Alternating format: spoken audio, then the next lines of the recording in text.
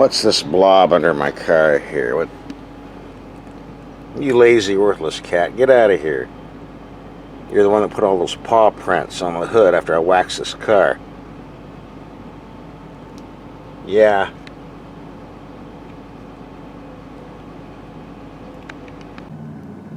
Looks like I got kicked off the A-list this week. No Lexus or Audis in my driveway today, but we do have something nice and economical.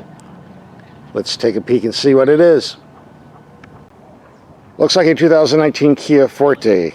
I think I'm pronouncing that right. If not, I'll get the emails bitching about it. Forte, perhaps that's French for 40 miles to the gallon. We're going to rack up around 600 miles, so I guess we'll find out soon enough. Nothing attention getting about the styling, but it's just a Korean/Japanese type economy car. I hate to say it, but they all kind of look alike.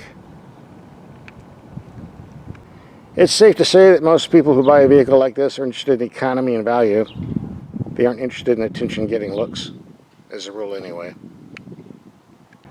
According to Consumer Reports, if you get one of these with a manual transmission, they start at $16,000, but I'm looking on the internet and they all seem to be starting at $18,000 or $17,999.99. You know how that goes.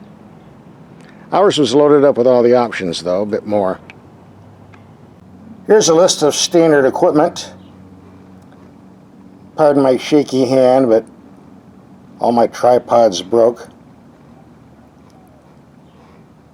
And YouTube doesn't pay me enough money to replace them. Good warranty there. And here are the goodies, known as options.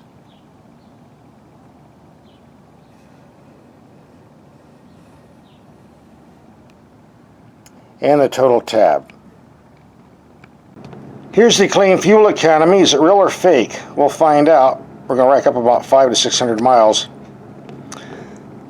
And I definitely want to see if we can hit the 40 MPG mark.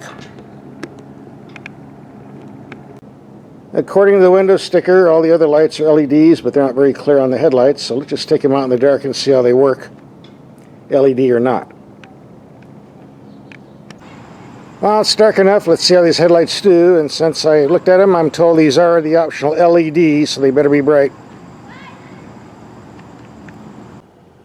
Here we have the low beams on a building 100 feet away. Bright enough. Decent height, around 2.5 to 3 feet, I would say. Go to high beam. Certainly bright in the middle. Here we have the brights on the building, 300 feet away. Decent height. Not very bright far away, just bright close up. Go to low beam. Reaches out around 250 feet. Good close up though.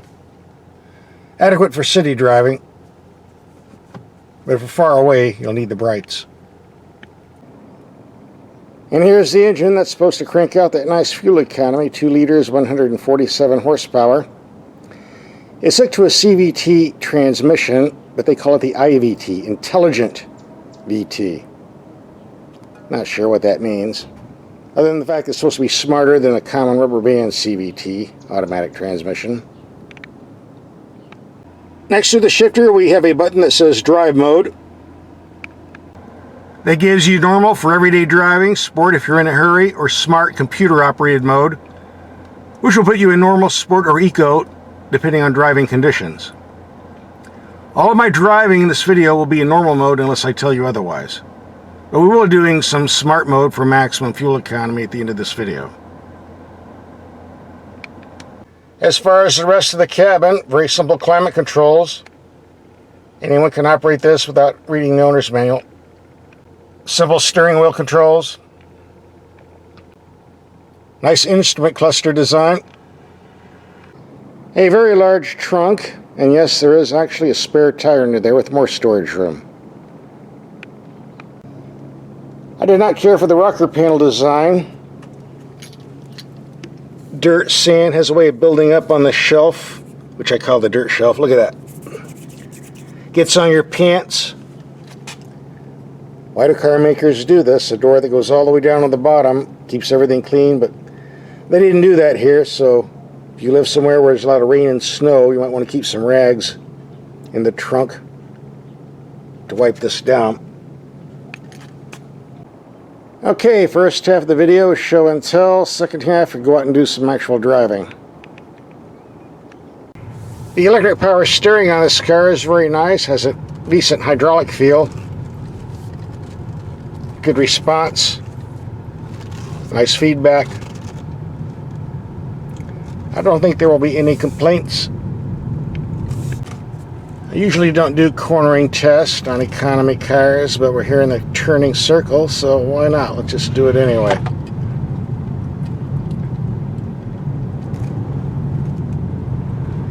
A bit of body lean, but it's sticking to the road pretty good. And I did set the tire pressures to the required 32, or was it 33 pounds? Well, whatever. I set the tire pressures to factory specs here. As we do in all my videos, we're going to take some mild speed bumps at 20 to 25 miles per hour to see how the suspension performs on impacts.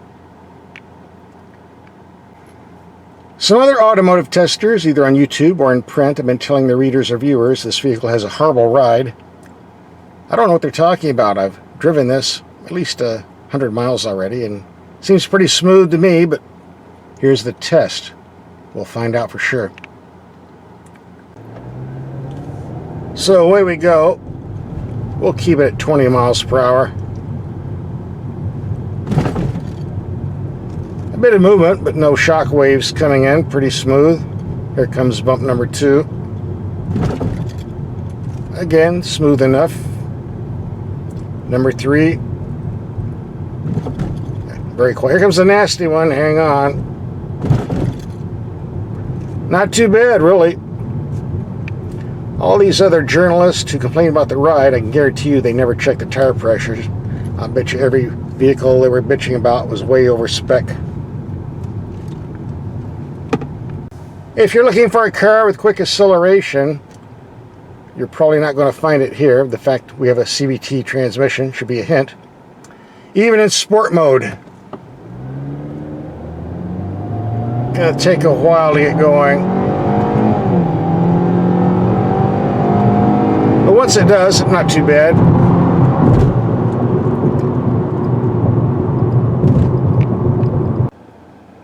If you do put the vehicle in sport mode, or normal, or smart, the info screen lights up.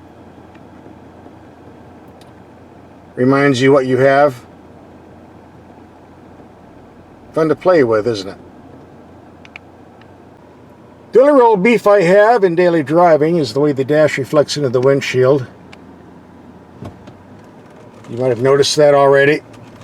It's not showing up very good right now because of the angle of the sun, but it's there. Just something you have to get used to. This car was delivered with 218 miles on the computer, saying 31.9 mpg. We don't know what they were driving like, but we're going to reset everything and start over. Like so. We're going to take a short highway trip, see what type of fuel economy we can get off this beast. Well, here you go. 36.7 mpg. Not bad. We're going to take another fuel economy test. This time we're racking up at least 100 miles on the freeway. I will not be driving for fuel economy. I'll be doing a lot of passing because I'm kind of in a hurry. Then we'll see if we can still get over 30 mpg. By the way, like the last fuel economy run we did, I'll be driving in the normal mode, not sport or smart. We're coming to the end of our trip. We'll pull over, see what the fuel economy computer says. Wow, it's hot today, 104 degrees, and I'm in the shade. And in this heat, we racked up 109 miles on our trip and got 38.5 mpg. So I guess that CVT automatic does something useful after all.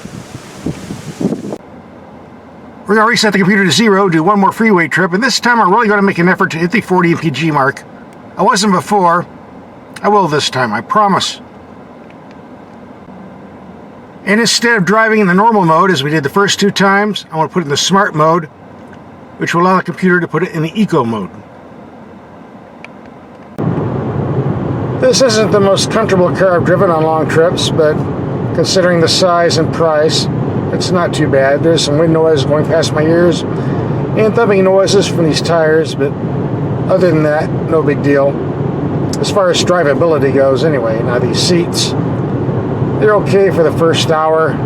After the second hour, they're a little bit too mushy for me. If I was going from California to New York, I think I'd want a different car or a different set of seats. There you go, a nice cool 107 degrees. Let's look at the numbers. There you go, running around 70 miles per hour. Officially 42.3 mpg. I've got the cruise set at 68 miles per hour. Getting some good numbers here. Don't go away, this might turn out to be pretty good.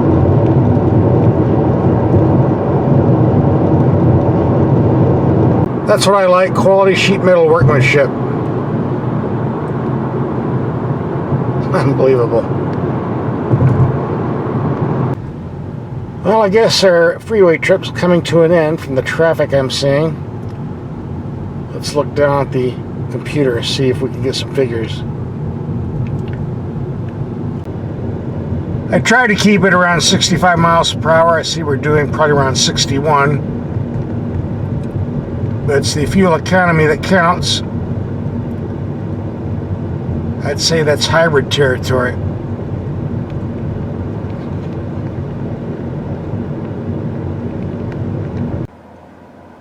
Here's our overall fuel economy for the past 390 miles, 35.3. I don't think anyone can complain about that. And we'll have another 200 miles on this before we're done. So what's my take on this Kia Forte? Well, as much as I despise those CVT automatic transmissions, I have to admit any car can get over 40 miles per gallon. I guess I can't complain too much. The price is right, the warranty is great.